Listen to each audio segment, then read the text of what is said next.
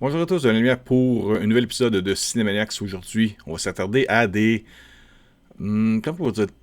Pas des potins, pas des rumeurs, mais supposément quelque chose qui serait sorti. Quelqu'un aurait un ami qui... parce que bien sûr, on peut pas donner ces informations-là lorsqu'on a accès à ce genre de visionnement-là, puisqu'il y a des signatures de ce qu'on appelle des disclaimer agreement qui empêche les gens légalement de dire ou de parler de quelque façon que ce soit de ce que l'on a vu lors de ces visionnements-là. Mais apparemment, quelqu'un aux États-Unis aurait un bon ami qui aurait vu un visionnement de 3 heures du film The Batman avec toutes les nouvelles gang là-dedans avec Zoe Kravitz, Robert Pattinson et tous les autres acteurs qui ont été présentés, qu'on voit dans l'image à côté de moi. Alors, ce qu'on voit dans les informations, je vais vous lire ça, vous dites c'est en anglais, mais vous allez quand même être capable de comprendre ce qui est sorti comme information. De un, c'est que le film serait très très brutal et violent. Alors, je vais vous montrer ça ici, c'est sur The Reddit. Bien sûr, il faut prendre ça avec un très gros grain de sel de l'Himalaya ou whatever, ce que vous voulez ça. Moi, je trouve ça juste le fun pour une fois de parler de Batman. Pour les gens qui me connaissent, je suis pas le fan numéro 1 de Batman. J'aime les films de Batman, j'ai pas tous les films chez nous de Batman, malgré que sur mon mur, j'ai quand même un cadre laminé de Batman Returns avec Michael Keaton, Michelle Pfeiffer et Danny DeVito. Mais en tant que tel, j'ai eu d'autres personnages, entre autres le Spider-Man chez Marvel et même, je dirais, Superman, peut-être pour moi, est un personnage qui va en avant-plan de Batman, puisque ma maman m'a amené voir Superman the Movie avec Christopher Reeve lorsque j'étais jeune au cinéparc. Donc, veux pas. Je peux pas aller contre l'amour que j'ai pour ce super-héros-là qui m'a été présenté grâce à ma maman. Merci, maman. Alors, les informations qu'on a là-dessus, je vais vous montrer ça rapidement. Bon, ça dit que cette personne-là n'a jamais eu. This account seems to have no track record with scoops. So, correct me if I'm wrong, so retain a healthy dose of skepticism. Ouais, c'est ça. Ça dit que la personne qui a partagé ça sur Reddit, elle a aussi un compte Twitter où est-ce qu'il y a beaucoup de monde qui ont pris cette information de là. Donc, c'est vraiment pas fiable. J'en parle parce que c'est le fun, puis c'est peut-être une bonne façon de créer une petite anticipation, nourrir un peu notre passion par rapport à l'univers de DC et espérer en même temps que ce qui est mentionné là-dedans pourrait être vrai, tout dépendant si vous voyez ça comme un côté positif ou non. Ça dit ici, exclusif, I know someone who has seen The Batman, friend of mine and a really good person. Here's what they told to me, sans spoiler. Donc, il n'y a pas de spoiler là-dedans, il n'y a pas de divulgateur. C'est un ami de cette personne-là qui a vu un ami près de lui, qui est une bonne personne. Une bonne personne, ok, whatever. Un bon ami, c'est ça.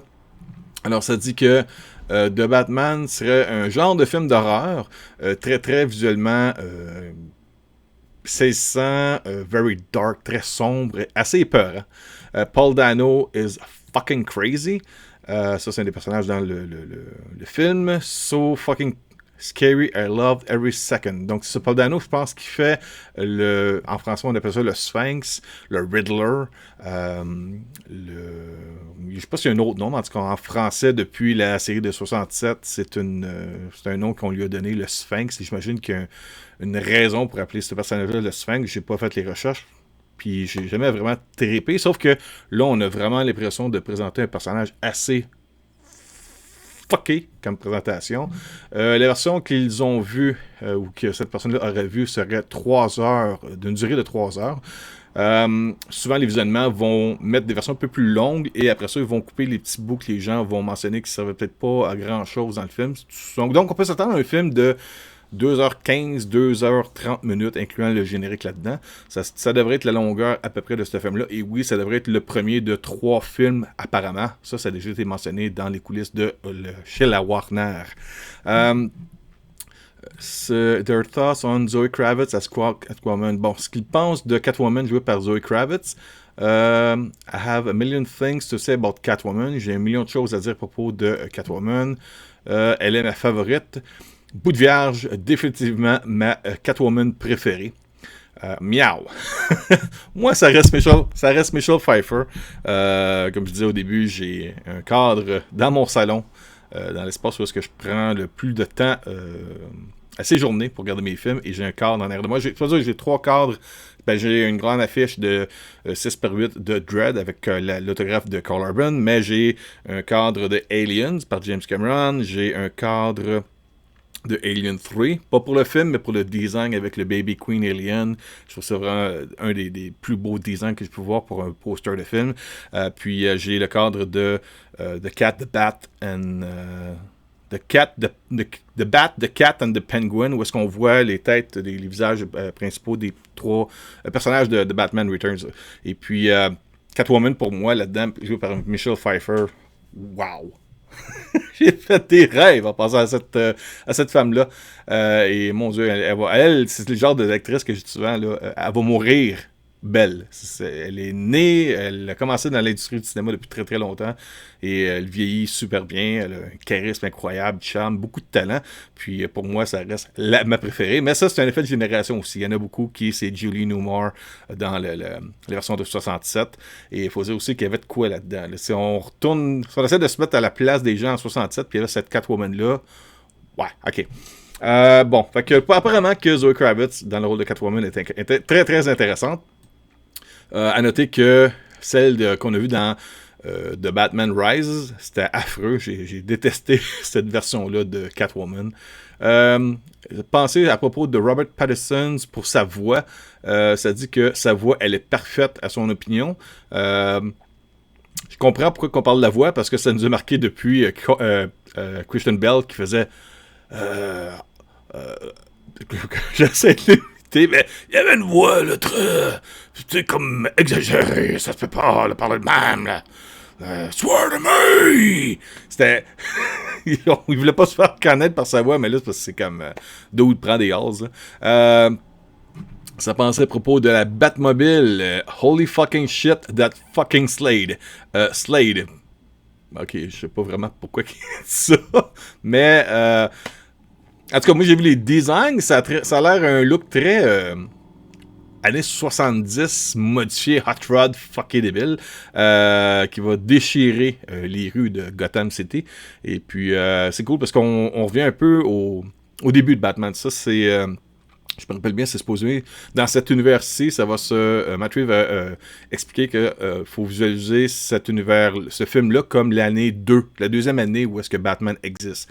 Ce n'est pas un film d'origine, c'est un film où est-ce que Batman commence, mais il va montrer qu'il y a beaucoup de talent côté détective, enquête, et il est très violent, très brutal dans ses combats. Dans mon opinion, there's a scene at the end that literally had everyone screaming, everyone gasped like it was in a big no way for everyone. Donc, apparemment, à la fin du film, tout le monde criait dans le cinéma en disant criait et gasp. Ok, crier, c'est crier et gasp, c'est comme ok, fait qu'il respirait puis inspirait en même temps. Comme si tout le monde capotait par rapport à la fin.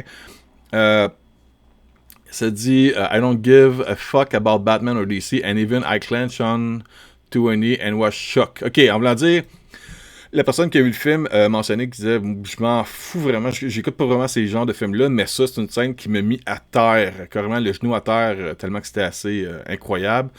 C'est un gros mic drop. Je prendrai pas mon micro, mais à peu près ça, c'est ce que ça veut dire. Qu'est-ce qu'il y a d'autre comme information? J'ai demandé aussi s'il y a des suites apparemment par rapport à ce film-là. Oui, définitivement des suites. C'est ça le moment shit. J'espère juste que ce sera pas une carte de Joker. Si on l'a vu à la fin de Batman Begins. J'ai définitivement I felt like they're gonna start a whole collection of Rob Pattinson Batman movies since and circle through different villains, maybe. Ouais, ok, fait que ça montre peut-être de quoi par rapport à d'autres vilains. Je pense pas qu'on va aller encore dans la direction d'un autre Joker dans un autre univers pendant qu'on a Jared Leto dans d'autres films et qu'on a eu Joaquin Phoenix il y a pas longtemps qui a gagné un Oscar pour sa prestation dans le film Joker. Je pense pas qu'on a besoin d'une troisième version dans les mêmes années de Joker, mais il y a certainement d'autres personnages qui peuvent être amenés là-dedans. Entre autres, il y a... Attendez un petit peu, si je vous ramène un peu l'affiche, vous allez voir là, je sais pas si on voit la souris, mais non, on voit pas la souris, c'est moi qui la vois sur mon moniteur, excusez-moi. Mais au milieu, il y a Batman. En haut, il y a Scarecrow. Et juste en bas de Scarecrow, à sa gauche, il y a Robert Pattinson, Bruce Wayne. À sa droite, c'est Colin Farrell qui fait le rôle de Penguin. En dessous de lui, il y a Catwoman. Il y a un des combattants qu'on voit dans la bande-annonce qui se prend pour un genre de Joker ou un fan de Joker. Il y a Commissioner Gordon et d'autres personnages encore en bas. Mais juste pour vous dire que... On va ramener ça ici. Ouais, ça a l'air assez spécial comme personnage, mais on en a d'autres qu'on pourrait amener dans cet univers-là. Lesquels, je sais pas. Il y en a plusieurs. Moi, ça fait quand même, sans exagérer, au moins ouf, 10 ans, 15 ans que j'ai pas vraiment acheté de bande dessinée. C'est pas que j'aime pas les bandes dessinées, c'est juste que je suis rendu à un âge où est-ce que j'ai plus de temps à accorder à ma famille, à mes enfants qui sont rendus au cégep, à la fin du secondaire, ma vie familiale est plus importante pour le moment que de collectionner des bandes dessinées. J'adore ça. Peut-être qu'à ma retraite, je trouverai le fun de plaisir ça, d'acheter des omnibus ou des absolutes, là, des éditions de collection. Mais pour l'instant, je ne suis vraiment pas dans l'achat des bandes dessinées, mais ça ne m'empêche pas quand même d'apprécier les adaptations au cinéma et dans les séries télé. Qu'est-ce qu'on a aussi dans les informations à propos de la performance de Robert Pattinson? Rob is very different Batman than we are used to. C'est un Batman très différent de ce qu'on a vu jusqu'à aujourd'hui. They took the character in a completely different direction. He's perfect. Donc, ça dit qu'il est parfait dans le rôle de Batman, dans un genre totalement différent de ce qu'on a vu jusqu'à maintenant dans les différentes versions de Batman. À propos de Batman ne tue jamais, I can officially say the Batman will not kill. Donc, Solomon lui a mentionné que no, he's against killing. Il est contre le fait de tuer quelqu'un. There's a scene where they make that very clear. Donc, il y a une scène apparemment dans le film où est-ce que ça démontre très bien que Bruce Wayne, Batman, est tout à fait contre le fait de tuer les gens qui s'interposent ou qui sont des criminels. À propos des personnages et du style, Matt Reeves fait un excellent travail. Donc la narration, passons un peu à Dexter, je pense que ça va être... C'est peut-être ça qu'ils vont faire, ils vont peut-être aller un peu d'un côté genre Dexter, où est-ce qu'on va voir Batman faire ses enquêtes et on va l'entendre parler en narration lorsqu'il va faire ses enquêtes pour essayer de comprendre où est-ce qu'il se dirige. Peut-être une façon de présenter Batman de nouvelle façon. Les combats, fight scenes were great, lots of them, beaucoup de combats. The Catwoman ones were my absolute favorite. Donc, les combats de Catwoman sont très surprenants. OK. Alfred a des scènes très importantes. C'est Andy Serkis, en passant, qui fait le rôle de Alfred, le butler de Bruce Wayne. Il y a du sang. Beaucoup de suspense et d'horreur. Donc, il est très, très, très hype pour le film. Bon, how does Paul Dano compare to Heath Ledger's The Joker? Heath was a lunatic in a very extroverted way. The Riddler is very angry at the world for not being loved with too much knowledge. Ah, c'est ça. Donc, le Riddler, lui, comparativement à Joker, qu'on a vu dans, j'imagine, il parle de The Dark Knight. Là-dedans, le Riddler en veut à la société pour ne pas reconnaître son côté intellectuel, je dirais. Streams Online, lock himself in, il est très renfermé, prépare des plans stratégiques pour tuer des meurtres. En tout cas, le gars il se pense meilleur qu'un autre, autrement dit, et c'est poussé à l'extrême, j'imagine, donc très gory. Peut pas être sanglant, c'est pas un film d'horreur non plus, dans le sens du giclage de sang puis des tripes, c'est pas ça. Mais how is the relationship between Bruce and Andy Serkis Alfred? La relation, elle est très chaude. It's not that Alfred doesn't want Batman. C'est pas que Alfred ne veut pas que Batman se batte. Yes, a bunch of things that he needs Bruce to do. Ok, ça fait que lui, il s'assure que le Bruce Wayne, de jour, soit à ses meetings, soit à ses affaires par rapport à ce que Bruce Wayne a à faire pour le Wayne Enterprise ou Wayne Foundation. Bruce est jamais à la maison et refuse de se présenter. On va peut-être amener un côté jeune adulte, inexpérimenté et de la misère à équilibrer un peu sa vie de nuit et sa vie de jour. C'est correct. Comment comparer Robert Pattinson comparé aux autres Batman. Donc, Rob est is a great Batman. On peut plus s'identifier à lui que les autres, j'imagine, parce que le côté peut-être plus terre-à-terre réel. I feel like Batman is all about money, showing off his money, cars, gadgets, etc. Ok, donc auparavant, avant, il y avait plus l'impression que Batman est plus là pour montrer. Ben ça, c'est peut-être plus le côté Bruce Wayne, ce qui comprend du personnage. Bruce Wayne était plus là pour flasher, peut-être, mais arrêter, c'est ça qui cache l'effet qu'il est Batman. Parce que Batman, pour ceux qui ne le savent pas, puis, en même temps, je sais pas de penser que j'en sais plus que vous, c'est pas ça pour que je veux dire, mais ma perception, et je pense qu'elle est bonne, c'est que Bruce Wayne est Batman. Bruce Wayne, arrêté, c'est sa façon de cacher le fait qu'il est Batman en montrant qu'il a de l'argent puis il joue au Big Shot, mais arrêté, il n'est pas comme ça. Sa vraie nature à lui, c'est d'être Batman. Et là, je pense que le fait que le personnage est plus jeune, on n'en est pas au point où est-ce qu'il peut jouer au gros playboy, macho, dans les grosses Lamborghini, malgré le fait qu'il peut se le permettre. Là, il est plus à l'air de vouloir nourrir sa vengeance à travers Batman. C'est ce qui priorise son personnage. Director writer choose to spend their time exploring him as a human person with feelings. C'est ça. Donc, le réalisateur, qui est scénariste également, décidé de prendre plus du temps sur le côté de son humanité et ses émotions. The World's Greatest Detective. Donc, là, ça dit, le meilleur détective, Robert Pattinson's Batman is the world's greatest detective. He is so smart, the police hate him. La police l'haït parce qu'il est tellement, disons, intelligent ou habile à découvrir et élucider des enquêtes, je pourrais dire comme ça. Il est meilleur que les autres, meilleur que Gotham Police Department. Ouais, c'est ça. Donc, la police a carrément besoin de lui pour réussir à capturer Riddler. À propos de Penguin, joué par Colin Farrell, très hâte de voir ça. Also, are we not gonna talk about how Penguin was Colin fucking Farrell? Like, how? Ouais, le maquillage là, cache énormément le fait que c'est Colin Farrell. En plus, on a un bon acteur derrière ce maquillage-là. I could not tell it was him, like, at all. Incredible. Definitely unrecognizable.